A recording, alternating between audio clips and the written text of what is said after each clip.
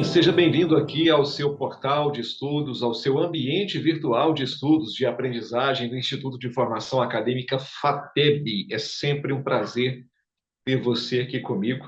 E hoje nós estamos aqui para falar da doutrina de Deus, aula 01, e nós vamos ver a importância desse estudo, a importância da compreensão plena, sequencial e sistematizada dessa disciplina. Afinal de contas, esse é um dos pilares centrais da nossa fé, da fé cristã.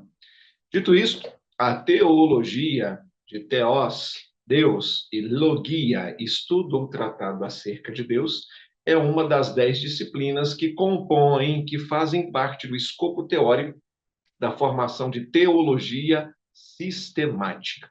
E nessa aula de hoje, vamos falar um pouquinho mais sobre essa disciplina, sua importância, e nós aprofundaremos ainda mais essa discussão na aula 02. Esse material didático já está disponível para você aqui na plataforma do aluno. Você pode clicar, fazer o download e acessar esse material para estudá-lo, para revê-lo, para reacessá-lo tantas quantas vezes forem necessárias e que você quiser, ok?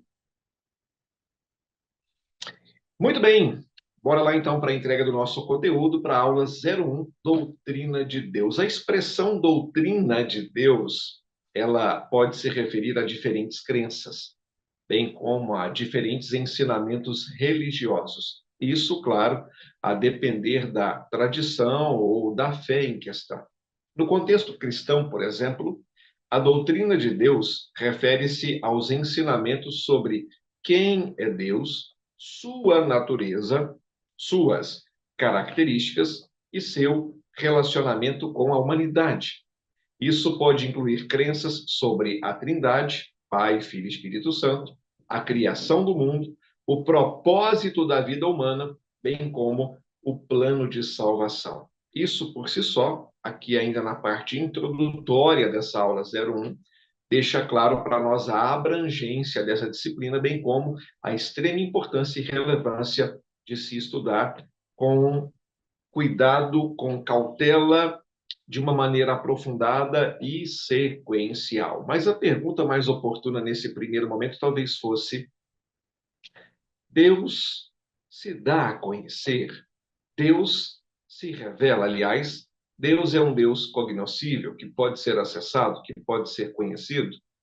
Como? De que forma? Apenas pelas escrituras sagradas ou será que Deus se dá a conhecer por outras vias, por outras fontes? Sim ou não? Bom, a Bíblia, a própria Bíblia nos diz que os elementos criados apontam para a existência de um Deus todo-poderoso. Ela chega a dizer que os céus anunciam a glória de Deus e o firmamento proclama a obra de suas mãos. Olhando para as coisas criadas, elas dão testemunho de Deus. É claro que essa é o que a gente chama de revelação natural e também universal. Todos podem acessá-la. Todos os elementos criados apontam para a existência de um Criador. Por isso a importância de se estudar de maneira aprofundada essa disciplina. Seguindo aqui com o nosso estudo, ainda na parte introdutória, tá?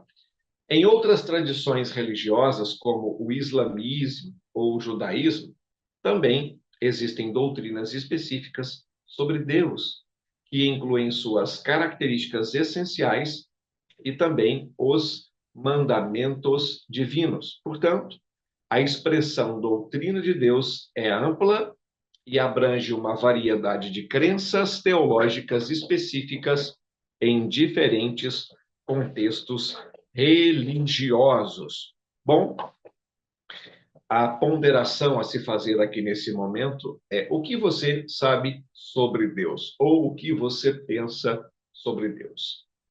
O que você já estudou sobre? O que você já leu sobre?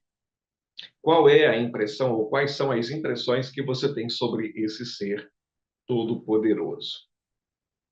Como compreender a sua relação com a sua criação? Será que, de fato, há uma inferência ou há uma influência, há um controle por parte desse Deus Todo-Poderoso em relação a cada um dos seus elementos criados? Ou será que ele apenas foi a causa matriz, a causa primeira de todas as coisas e depois de trazê-las à existência, ele simplesmente deu as costas à criação, tendo prefixado, tendo pré-estabelecido leis naturais que regem cada um desses elementos, mas ele não mais infere, não mais influi, não mais se interessa pela sua criação. Qual é a sua impressão? Qual é o seu pensamento sobre isso? O que você acha?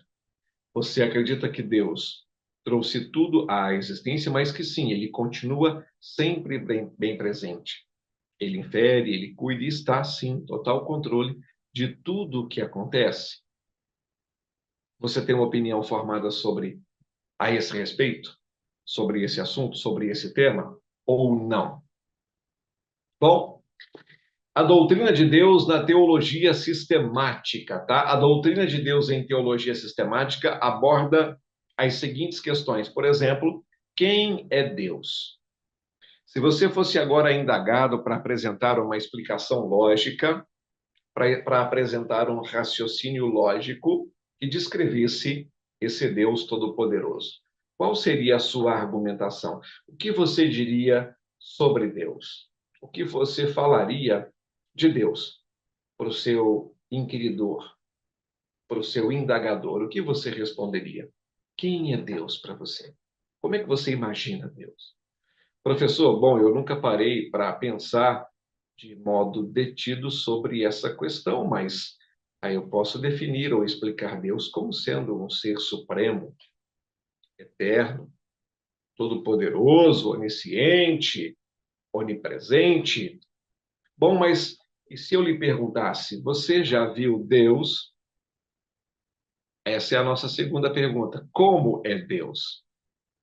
Você poderia me dizer qual é a sua altura? Qual é o seu peso? Qual é a cor dos seus olhos? A cor do seu cabelo? Da sua pele? E como você me descreveria sobre o temperamento de Deus? E o seu estado emotivo, o moral? Ele é mal-humorado? Ele é bem-humorado? Bom, professor, eu talvez não tenha pensado de uma maneira mais aprofundada sobre isso, mas eu estou te convidando a pensar exatamente sobre isso, tá? Seria possível acessarmos a esse ser supremo e todo-poderoso, de quem jamais conseguiríamos esconder ou ocultar alguma coisa? Como defini-lo? Como explicá-lo? Bom, você já ouviu? Provavelmente você me dirá que não. Não, eu não ouvi, professor. Mas então como acreditar na existência de alguém que você nunca viu? Bom, eu nunca ouvi, mas eu o sinto, tá? Mas como você o sente? Se eu me colocasse, tá? Nesse exato momento, numa condição ou numa posição de contraponto a você e à sua argumentação. Se eu me colocasse numa condição de discordante do seu posicionamento e te fizesse essas perguntas, o que você me responderia? O que você já sabe, o que você já detém, é suficiente para contra-argumentar comigo e me provar de maneira coerente, lógica e racional que, de fato, esse ser todo-poderoso existe? Esse ser todo-poderoso continua no pleno e no total controle da sua criação, de todos os elementos criados, ainda que esses elementos criados nem sempre estejam agindo de acordo com os princípios por esse Deus estabelecidos, por esse Deus prefixados, mas ainda assim, mesmo com as atitudes de quebra desses princípios, mesmo com a atitude de insujeição, de insubmissão, ele continua no controle e, na verdade, isso estaria dentro do que poderíamos chamar de vontade permissiva desse Deus Todo-Poderoso. O que você me diria? O apóstolo Pedro nos diz na sua epístola que devemos estar preparados para responder a qualquer um que pedir a razão da esperança que há em nós, estando preparados para responder a qualquer um que pedir a razão da esperança que há em vós. Você se sente suficientemente preparado e capacitado para apresentar as razões da fé que você professa, da crença que você sustenta? Puxa, professor, eu talvez não tenha tanto argumento assim, talvez o que eu possuo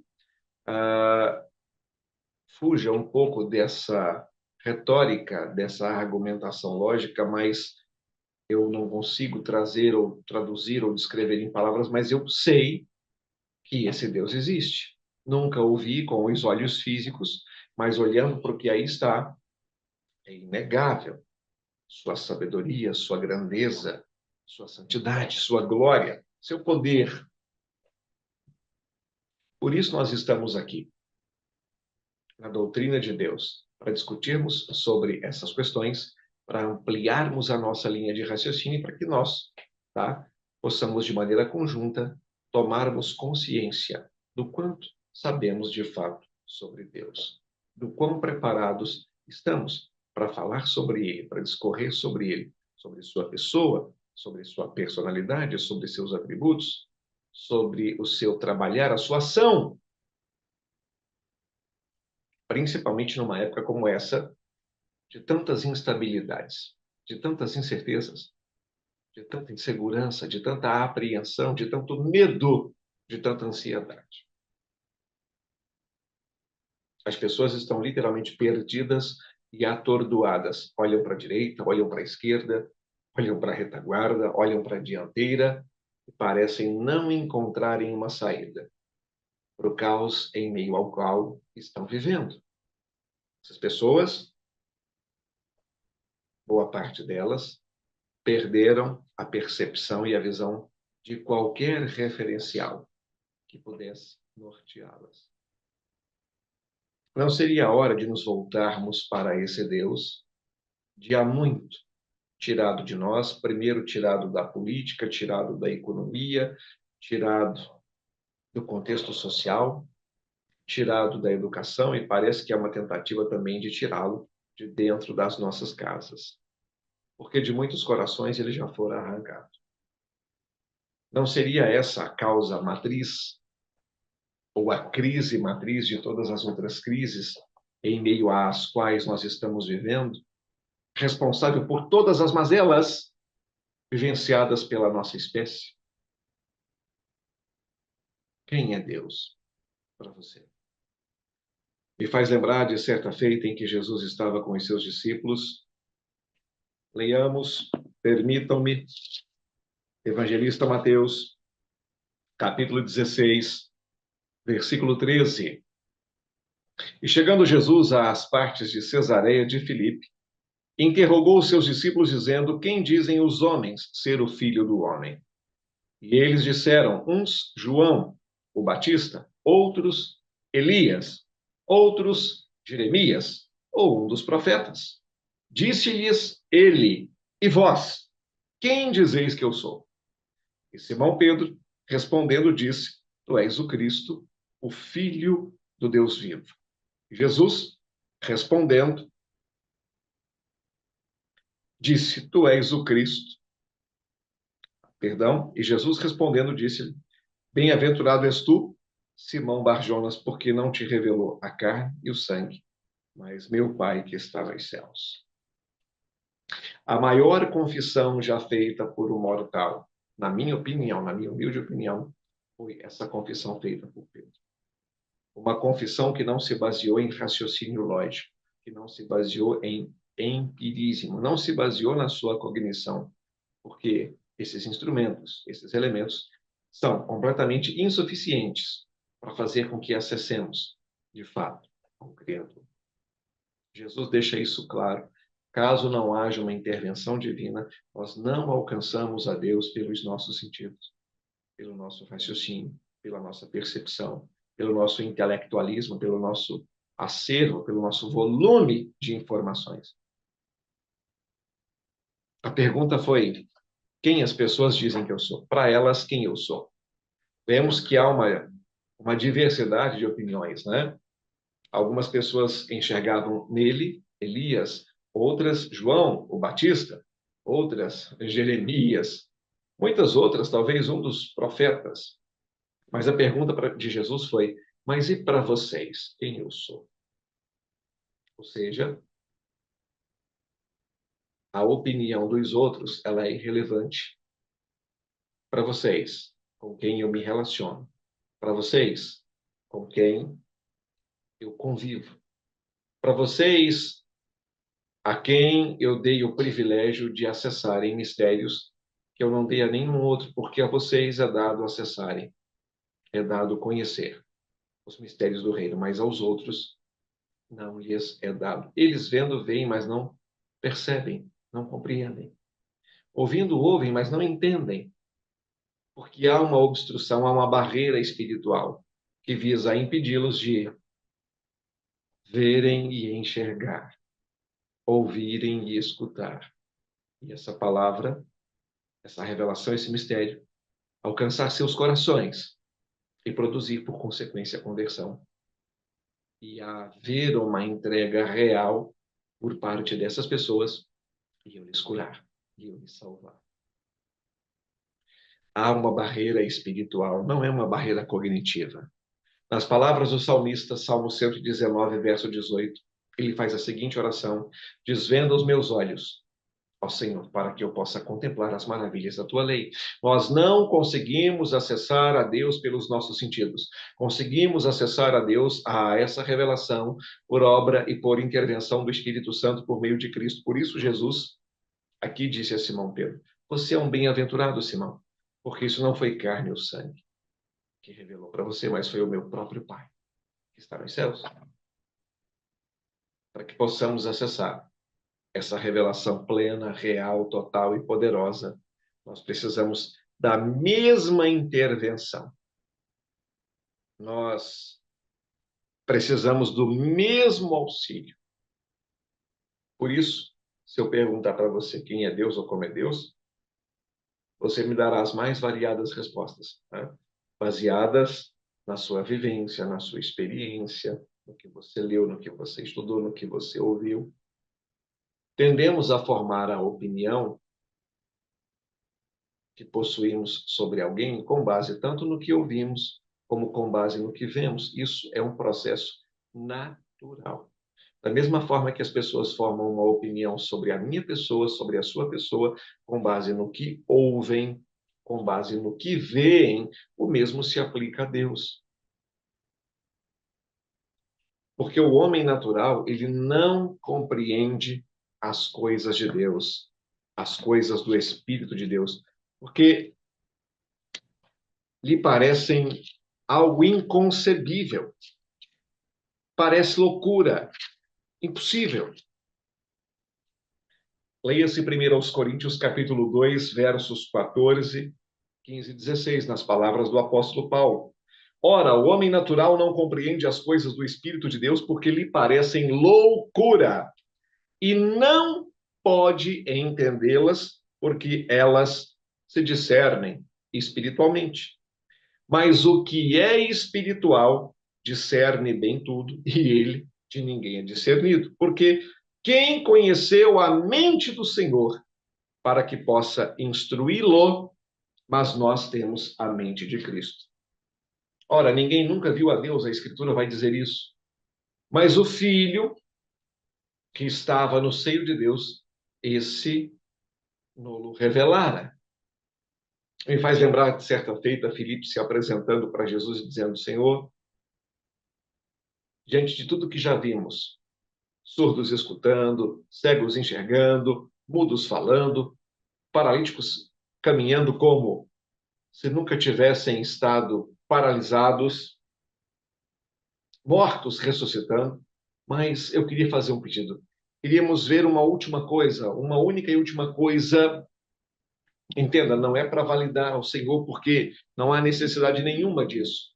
O Senhor é o Mashiach, é o Filho de Deus. Mas gostaríamos de ver ao Pai. Mostra-nos o Pai, porque isso basta. Ao que Jesus, após ouvir atentamente, responde dizendo: Filipe, eu estou há tanto tempo convosco e não me tendes conhecido ainda. Quem me vê a mim, vê o Pai. Porque eu e o Pai somos um só. Então, é por meio de Cristo que podemos acessar a totalidade da revelação de Deus para nós. Por isso, a importância de um relacionamento, de uma intimidade, de um encontro real por meio de Cristo, para que você possa acessar a plena, a total, a completa, a infalível, a inegável e a irrefutável revelação de Deus. Por meio, claro, da sua palavra. Deus pode ser conhecido? Sim ou não? Eu já falei sobre isso, né, na introdução dessa aula. É óbvio que Deus pode ser conhecido. Só que quaisquer que sejam as fontes pelas quais eu e você, nós tenhamos um conhecimento parcial de Deus, nenhuma delas é superior à fonte da palavra. A palavra se sobrepõe a qualquer outra forma, a qualquer outra fonte de acesso da revelação de Deus, da pessoa de Deus. Escreva, caro aluno, cara aluna, o que eu vou te entregar aqui. Por isso, a importância de estar sempre pronto e preparado para que nessas aulas você tome nota, você faça registro, você venha grafar aquilo que eu estou te entregando sempre, sempre, de maneira extracurricular, extramodular. Para toda e qualquer profecia, visão ou revelação, vou repetir, para toda e qualquer profecia, visão ou revelação, só existem três possíveis fontes de origem. Repetindo, para você anotar. Para toda e qualquer profecia, visão ou revelação, só existem três possíveis fontes de origem. Ou trata-se de um Espírito Santo falando, do Espírito de Deus falando. Ou trata-se do Espírito humano falando. Ou trata-se de um espírito satânico, de um espírito maligno, falando. Os três irão, de certo modo, usar o mesmo elemento natural e material para se expressarem. O homem. Mas como saber, professor, qual é a fonte dessa água que eu estou bebendo? Porque uma fonte não pode dar dois tipos de água, água doce e água amarga. Ou dará água doce, ou jorrará água amarga. É muito simples. O crivo de aferição é a palavra, é por meio dela que nós identificaremos, tá? E entenda, não é com base em sinais, não é com base em prodígios. Sinais nunca deveriam ser crivo de aferição para validação ou para invalidação de quem quer que seja. Porque o espírito maligno pode operar sinais e prodígios de mentira para seduzir, para persuadir, para convencer e para alienar e para apostatar os homens para longe do evangelho de Deus. É pela palavra a única regra de fé e prática, a única regra de fé normativa, que verificaremos, que aferiremos se esse espírito que ora nos fala, via profecia, via visão, revelação, trata-se de fato do Espírito de Deus, do espírito humano ou do espírito maligno. Primeiro, porque Deus nunca se contradiz, jamais. Deus não diz uma coisa em sua palavra e diz outra, usando qualquer outro elemento. Deus não pode dar uma determinação para o sol na sua palavra e, na prática, verificarmos que o sol tem vontade própria e está seguindo uma outra diretriz. Isso é impossível.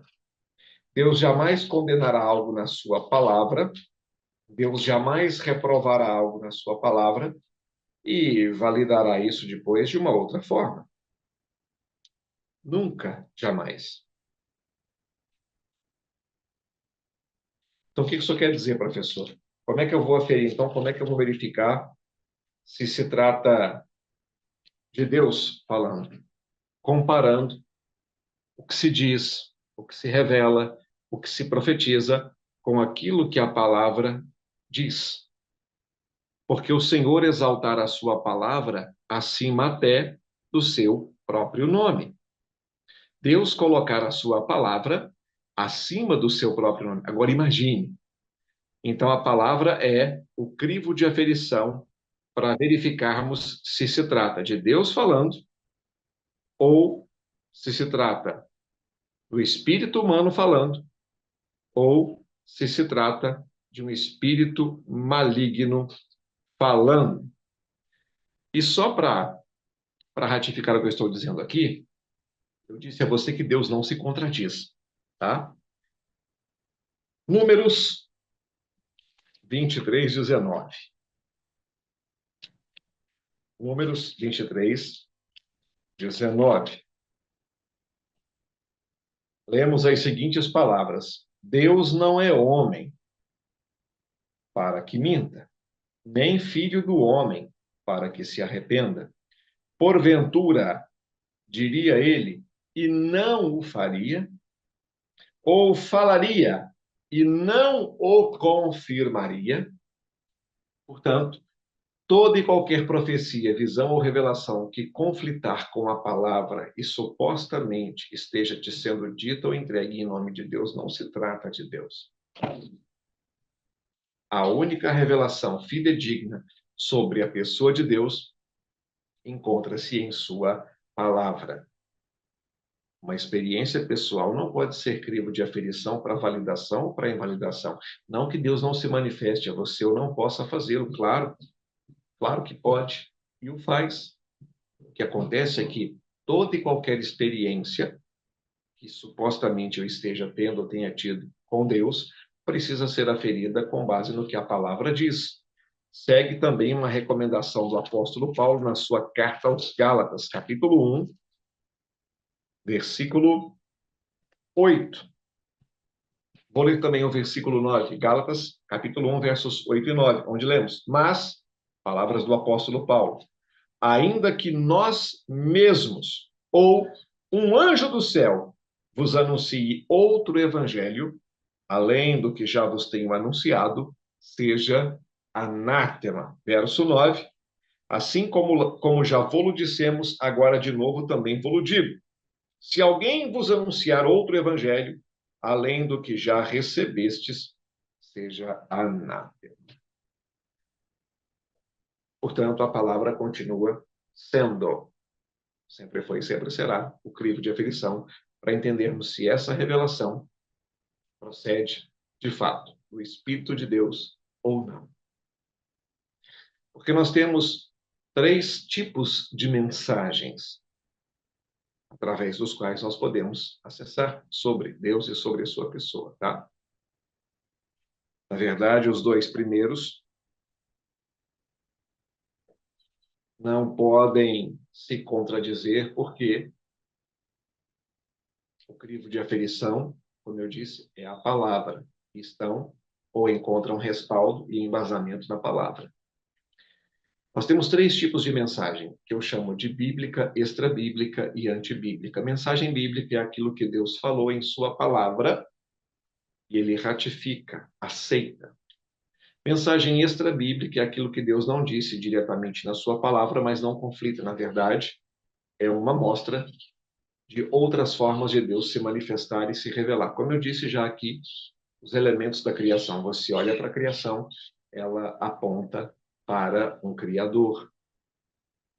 Os céus proclamam a glória de Deus, disse o salmista, e o firmamento anuncia a obra de suas mãos. Tá? Mas a revelação natural não se sobrepõe à revelação bíblica, à revelação escriturística. E a mensagem antibíblica, professor, é aquilo que Deus não falou, que, portanto, não aceita e que conflita e que fere diametralmente as Escrituras, a sua palavra escrita, a sua palavra revelada, a sua palavra inspirada. Tá? Então, quando a gente fala de doutrina de Deus, nós estamos estudando sobre a pessoa de Deus, ou seja, quem ele é, como é Deus, Deus pode ou não ser conhecido, a transcendência e a imanência de Deus, seus atributos, a soberania de Deus, as vontades de Deus, a relação entre o amor e a ira de Deus, e a relação entre a misericórdia e o juízo de Deus. Só com base no que aqui eu estou te apresentando, fica clara a importância e a relevância de se estudar de maneira plena, de maneira integral, a doutrina de Deus. Falando agora um pouquinho sobre a imanência e a transcendência de Deus, tá? São conceitos fundamentais dentro aqui da teologia, dentro da doutrina de Deus. A imanência e a transcendência de Deus são concepções filosóficas que abordam a relação entre Deus e o mundo. A imanência refere-se à presença de Deus na realidade material, enquanto a transcendência diz respeito à superioridade de Deus em relação ao mundo, tá? Só para a gente conceituar imanência, transcendência, tá? O significado e relação com o mundo. Exemplo de imanência. Deus está presente em todas as coisas e seres, o que não significa que tudo é Deus, tá? Essa é uma concepção que não tem respaldo bíblico. Deus é onipresente, onisciente, onipotente. Deus se faz presente em cada elemento ou esfera da sua criação, do micro ao macro. Deus está presente em uma molécula que talvez esteja numa disfunção. Deus está presente em uma célula, numa estrutura atômica, como está presente em todas as galáxias. Está no seu trono de glória nos céus. Está no inferno em juízo. Está no Éden, vendo Adão e Eva tomarem do fruto proibido e dele comerem de maneira conjunta, em desobediência declarada à sua ordem. Está no aqui, no agora, presente nessa aula. Está no amanhã, no arrebatamento da igreja, no juízo final, na condenação eterna do diabo e seus anjos, bem como de todos os ímpios perdidos. Então, Deus, apesar de estar presente em tudo, isso não significa que tudo é Deus.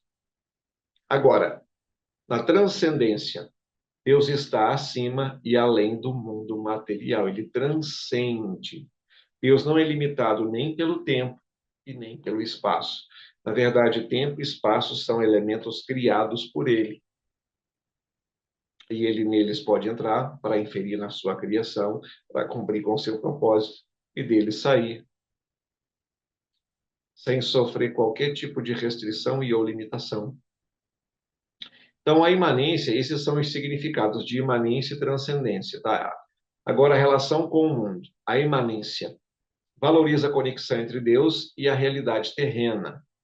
E a transcendência, ela enxerga a divindade como algo distante e inacessível, tá? Ainda que Deus não esteja distante de nenhum de nós. Como disse Paulo em Atenas, no Areópago, quando ele pregava, tendo lido inclusive alguns dos seus profetas. E ele ressalta e ele enfatiza a nossa total e completa dependência de Deus, dizendo que, como disseram alguns dos seus poetas, nele vivemos, nos movemos e existimos. Tudo e todos devem a sua existência ao Criador, a Deus. Deus tem direitos autorais sobre toda a sua criação, toda, do micro ao macro, tudo e todos devem a sua existência a Deus. Bom, a natureza de Deus, segundo a Bíblia. A Bíblia descreve a natureza de Deus como sendo onisciente, onipotente e onipresente. Ele é o Criador de todas as coisas e é soberano sobre tudo o que existe. Deus também é amoroso, justo, misericordioso e fiel. E diga-se de passagem, tá? Imutável. Deus não é como eu, Deus não é como você. Seres mutáveis e que, por serem tão diminutos, oscilam, mudam o tempo todo. Ora, estamos plenamente convictos de algo que queremos, ora, estamos um tanto quanto duvidosos e titubeantes sobre isso. Podemos mudar a depender das circunstâncias, podemos mudar a depender do ambiente, podemos mudar a depender de N fatores, para melhor ou para pior. Ao contrário, Deus não muda, ele é imutável, independentemente de quais sejam as circunstâncias, favoráveis ou desfavoráveis. Hebreus, capítulo 13, verso 8, lemos as seguintes palavras. Vou ler para você. Porque Jesus Cristo é o mesmo ontem, hoje e eternamente. Espera aí, professor, mas está se referindo a Jesus? Sim, Jesus também é Deus. Deus é imutável. Ele disse isso porque eu, Senhor, não mudo.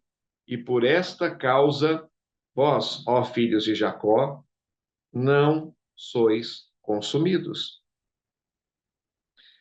O Senhor não muda a depender de variáveis, como é o nosso caso. Leiamos Malaquias 3,6 também.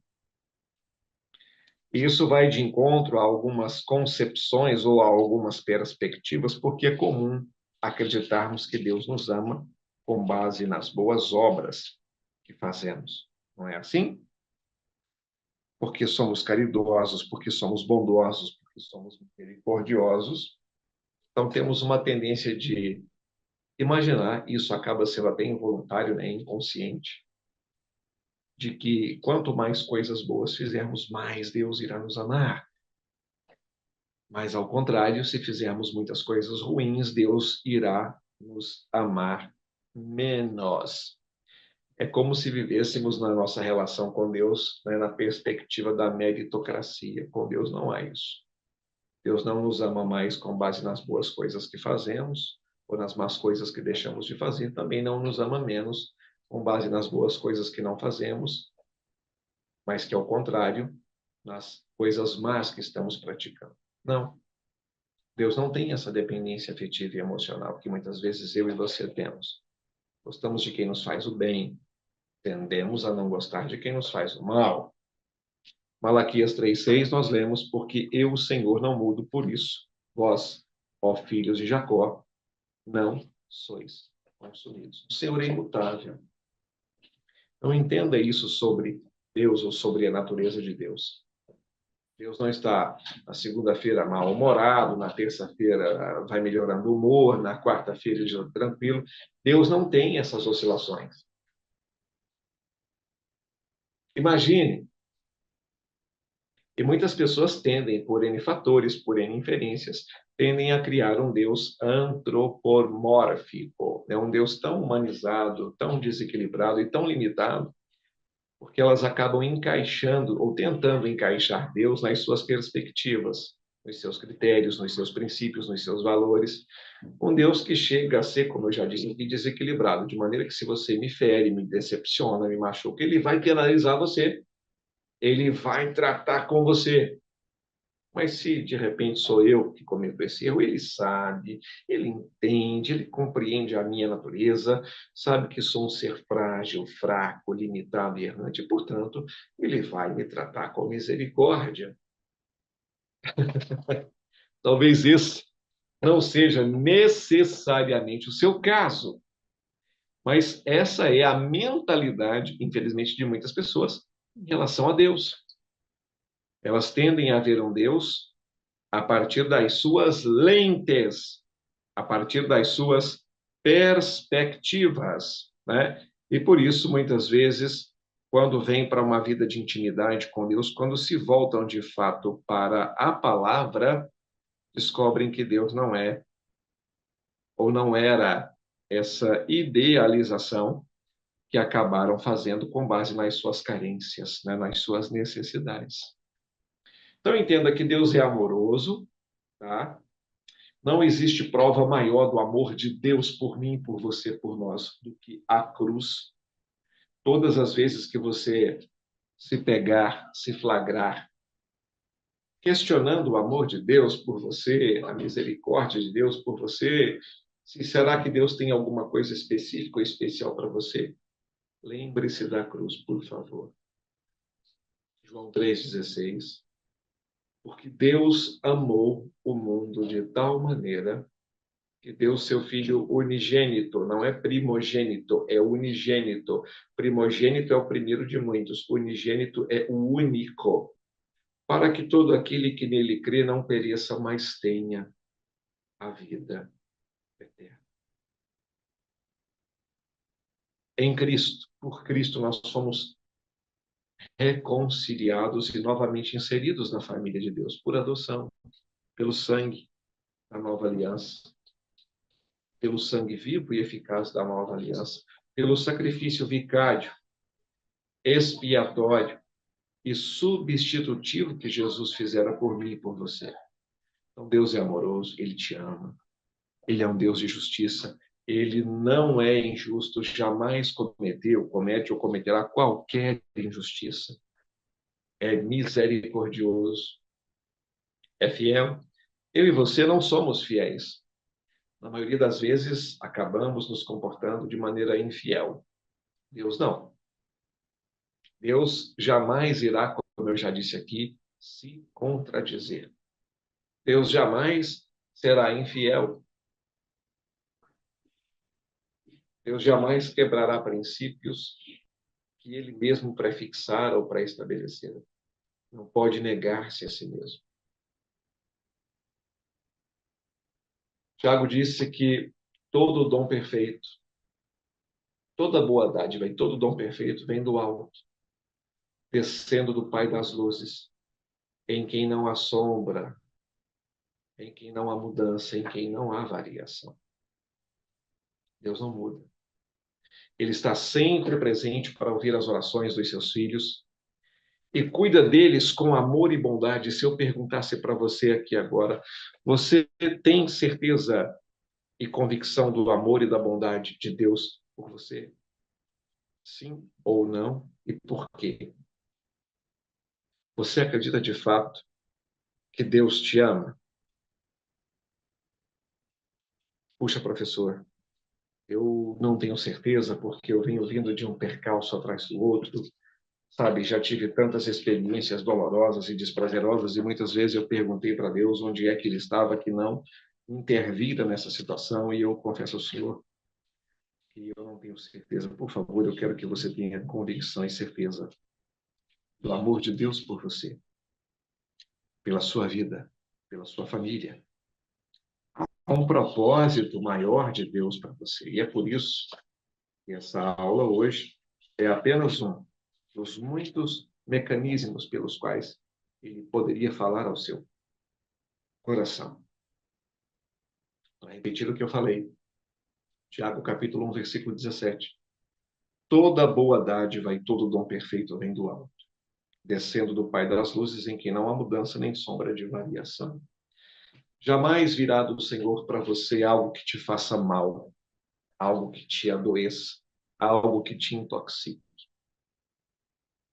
Jesus, certa feita, fez a seguinte pergunta: quem de vós é o pai que, se o filho tiver fome, no lugar do pão lhe dará uma pedra? Ou no lugar do peixe lhe dará uma serpente? Ou ainda, no lugar do ovo lhe dará um escorpião? Ora, se vós, sendo maus, sabeis dar boas coisas aos vossos filhos, quanto mais Deus, que é bom, dará o Espírito Santo, dará bens àqueles que lhe pedirem. Se eu e você somos incapazes de fazer mal aos nossos filhos, e nós temos a mancha, a mácula do pecado. Tanto é assim que as nossas justiças diante de Deus são como trapos de imundícia. E entenda por trapos de imundícia os pedaços de pano que as mulheres, na antiguidade, usavam por ocasião do fluxo menstrual, que tinha uma finalidade, uma funcionalidade de absorventes. Então, nossa justiça diante de Deus é como o trapo da imundícia, literalmente, como se fosse um absorvente usado. Não há nada que eu e você possamos fazer para que Deus nos ame mais. tenha mais apreço por nós, mais carinho por nós, mais consideração por nós. Não funciona assim. Não com Deus. Pode ser comigo e com você, mas com Ele não. Então, caminhando aqui para a reta final dessa aula 01, espero que essa disciplina tenha colaborado, contribuído com o seu crescimento, com o seu aperfeiçoamento, com o seu aprimoramento espiritual, pessoal, familiar e ministerial. Mas entenda que Deus sempre está presente para ouvir suas orações. E Ele cuida de você com amor e com bondade. Além disso, a Bíblia afirma que Deus é eterno, como já dito, imutável, como já dito, e perfeito, como já dito, em todos os seus atributos. Ele é digno, sem sombra de dúvida, de adoração, de louvor e obediência por parte de toda a humanidade.